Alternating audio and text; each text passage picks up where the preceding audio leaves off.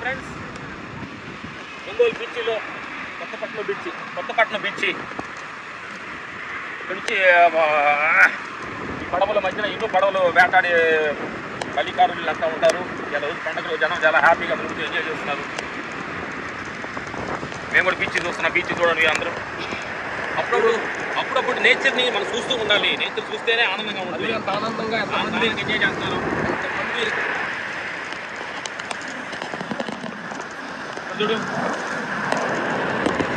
చూడండి love cinema చేస్తున్నారు. Thanks brother. Good.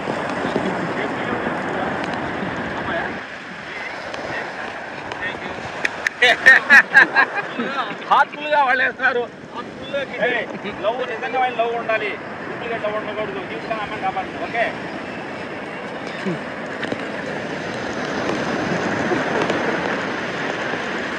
బీచ్లో సంక్రాంతి కుక్కలు కూడా ఎంజాయ్ చేస్తారు.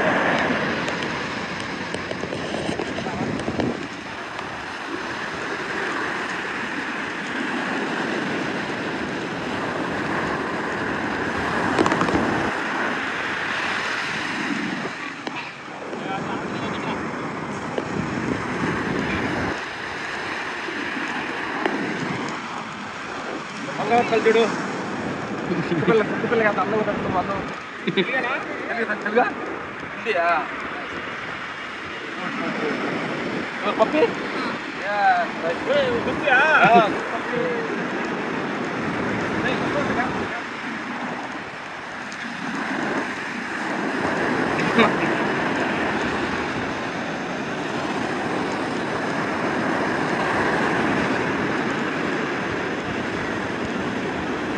నిజమైన టెంపుల్ అంటే బీచే. ఎలాంటి కుల మతాలకు అతీతమైన వాళ్ళు అందరూ కలిసి ఇక్కడ వచ్చి బీచ్లో అందరూ పండుగ రోజు స్నానాలు చేస్తూ ఎంజాయ్ చేస్తున్నారు. చూడండి ఎంతో మంది.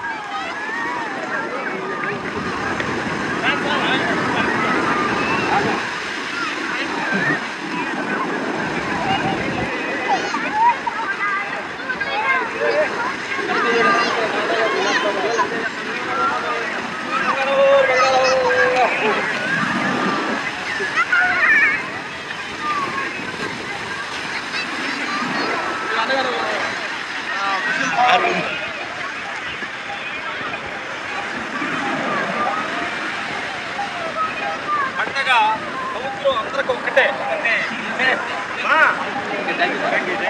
ఎంజాయ్ ఎంజాయ్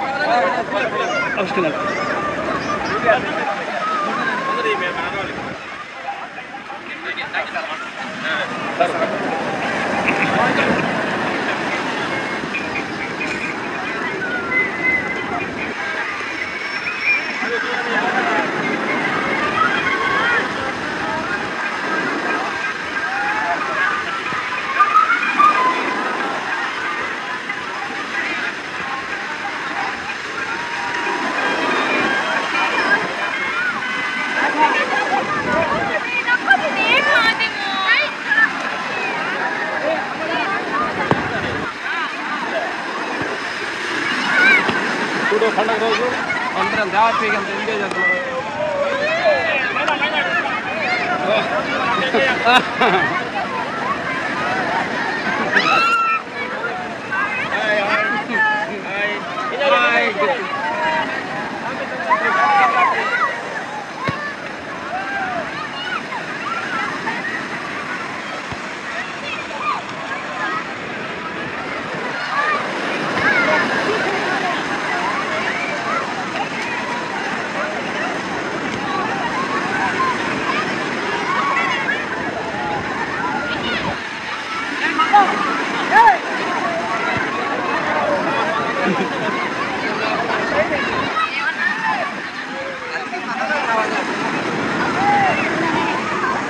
పండుగ రోజు ఎంతో మంది బీచ్లో ఎంతమంది హ్యాపీగా ఎంజాయ్ చేస్తారు.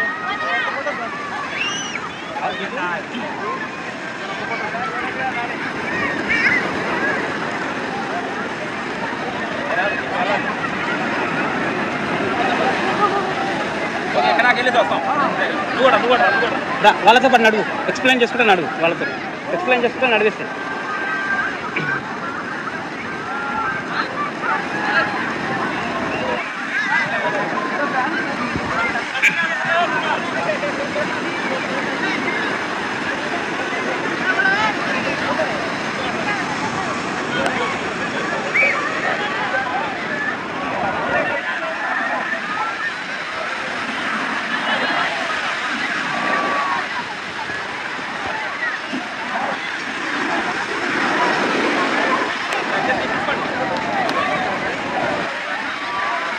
హ్యాపీగా అందరూ ఎంజాయ్ చేస్తున్నారు చూడండి బీచ్లో సంక్రాంతి పండుగ రోజు. ఎందుకంటే పండుగ రోజు కూడా మన ఇంట్లో ఉండకూడదు. పండుగ అనేది చాలా అద్భుతమైన సెలబ్రిటీ కాబట్టి అట్లా బయటికి ఫ్యామిలీ కూడా వచ్చే పని అయితే ఎక్కడికి మనం చేయొచ్చు, ఎంజాయ్ చేయొచ్చు ఫ్యామిలీ.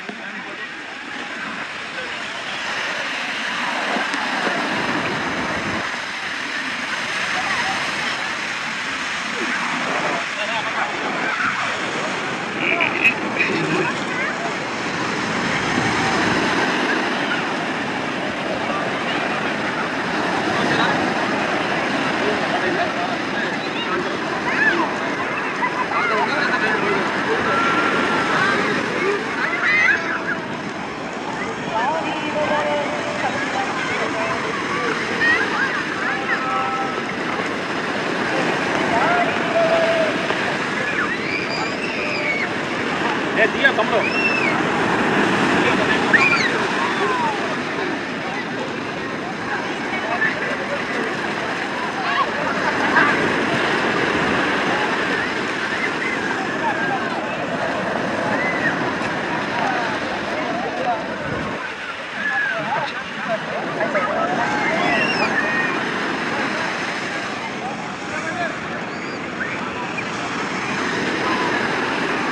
ఎన్ని కిలోమీటర్ అంటే అన్న మనం వెళ్ళేది ఎన్ని కిలోమీటర్ ఉంటుంది ఇప్పుడు 1 కిలోమీటర్ బండేనా 500 అంతే. ఇదే అండి, మీరు బండ్లు ఎక్కండి కార్లో, నేను బైక్ మీద వస్తాను. కార్ ఇక్కడే పెట్టచ్చు. ఎక్కడ ఉండేది అక్కడ బాబాయ్ గెస్ట్ హౌస్ ఉంది కదా, రెడీ అయ్యారా? ఉన్నారు.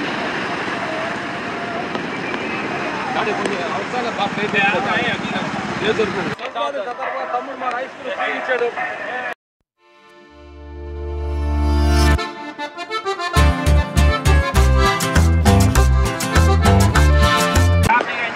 బీచ్లో వచ్చి లైఫ్ ఎంజాయ్ చేస్తారు. లైఫ్ ఇప్పుడు ఎంత ఎంజాయ్ చేస్తారు చిన్నపిల్లలాగా. సోదరులు నా ముస్లిం సోదరులు అందరూ కలిసి ఫ్యామిలీలు అంతా వచ్చి ఫ్యామిలీ బీచ్లో ఫ్యామిలీ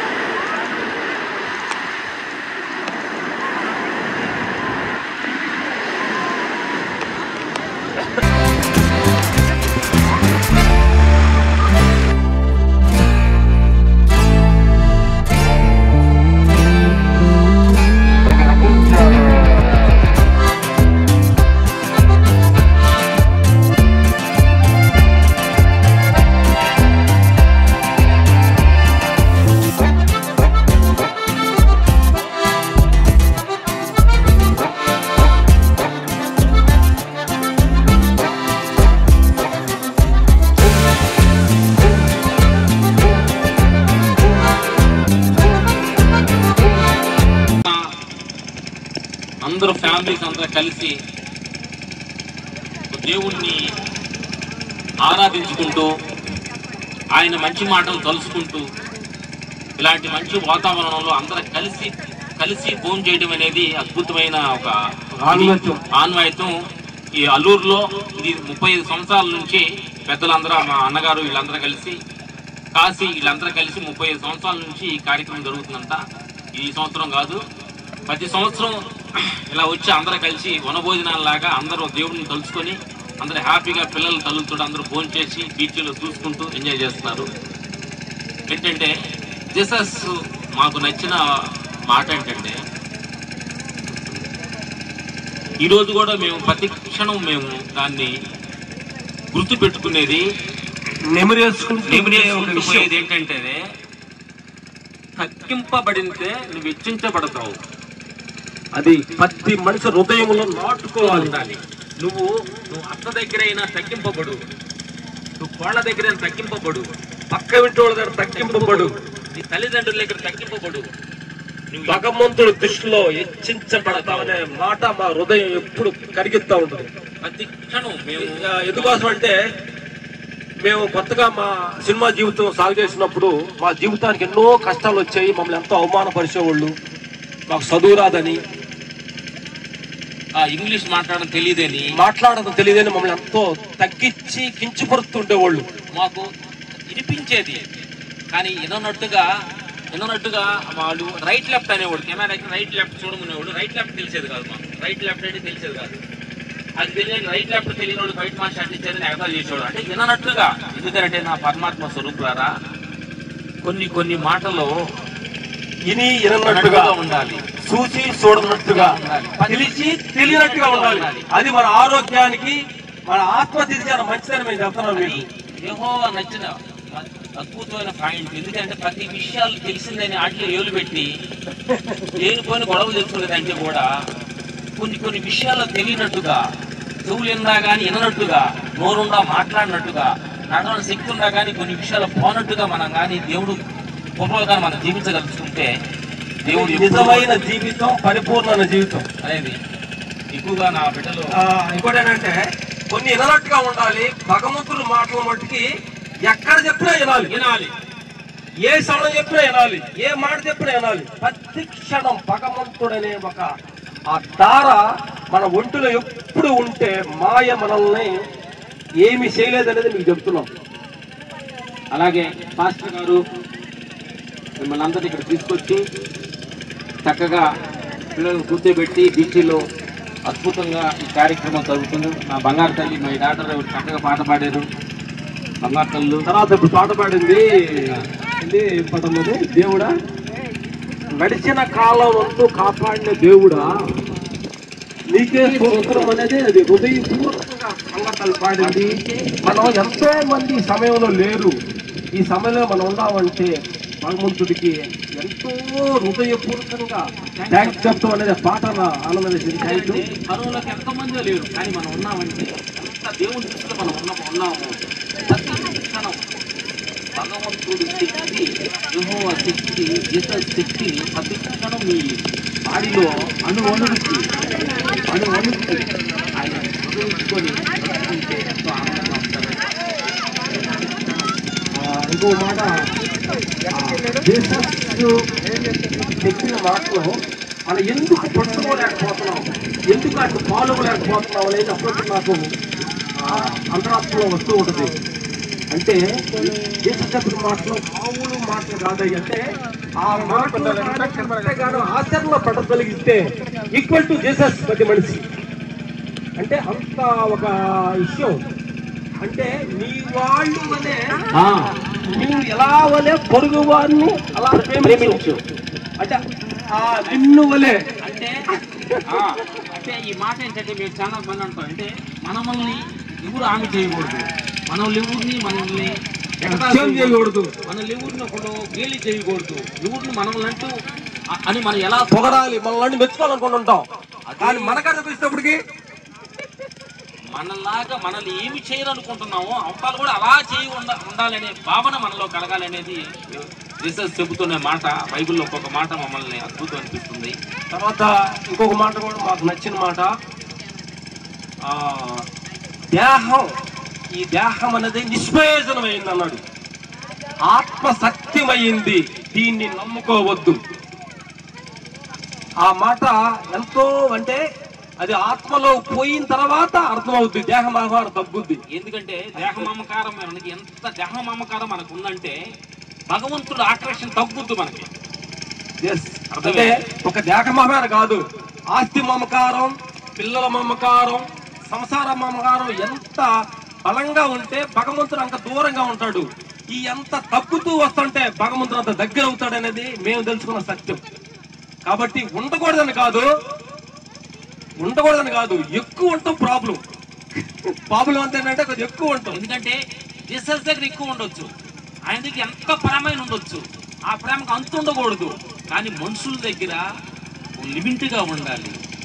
మనుషుల ప్రేమలతో ఒక లిమిట్గా జీవించాలి తప్ప జీసస్ ప్రేమ అమితంగా ఉండాలి. ఎందుకంటే మనుషుల ప్రేమ అమితంగా ఉంటే దాన్ని తలుపుగా తీసుకుంటారు మనుషులు. కానీ అమిత ప్రేమని దాన్ని 100 రెట్లు హెచ్చింపు చేసే జీసస్ లాంటి ప్రేమ మనకి ఈ ప్రపంచంలో దొరకదు. అలాంటి ప్రేమను మీరు ఎమ్మడించి ఇంత దూరం వచ్చి ఇంత పద్ధతిగా పెద్దవాళ్ళు మాట్లాడి చిన్నపిల్లలు కూడా మా బంగారు మా డాక్టర్స్ అంతా కూడా కూర్చొని ఎంతో పద్ధతిగా వింటున్నారు. థ్యాంక్ యూ ఈ అవకాశాన్ని మాకు ఇచ్చినందుకు ధన్యవాదాలు చెప్తాను. Thank you. మాట క్షమించండి. థ్యాంక్ యూ మాస్టర్ గారు.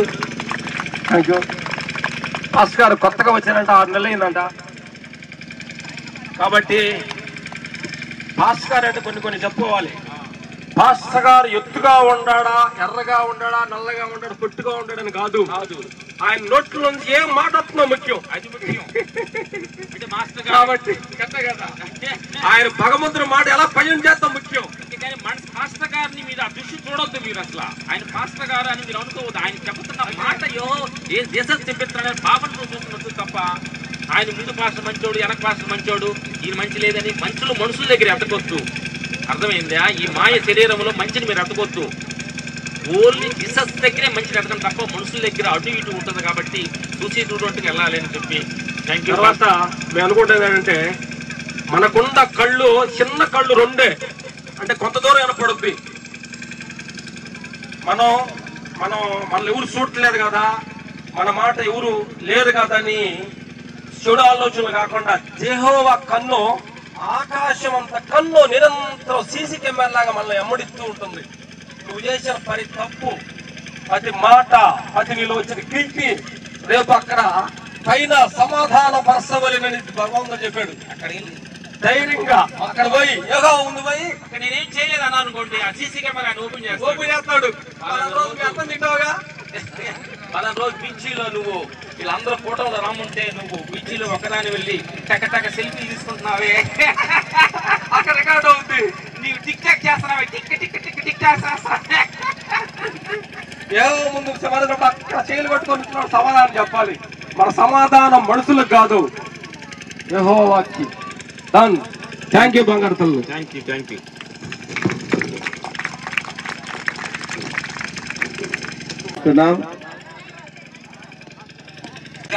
అందరు కమెంట్స్ మన మధ్యలో ప్రార్థన చేస్తారు.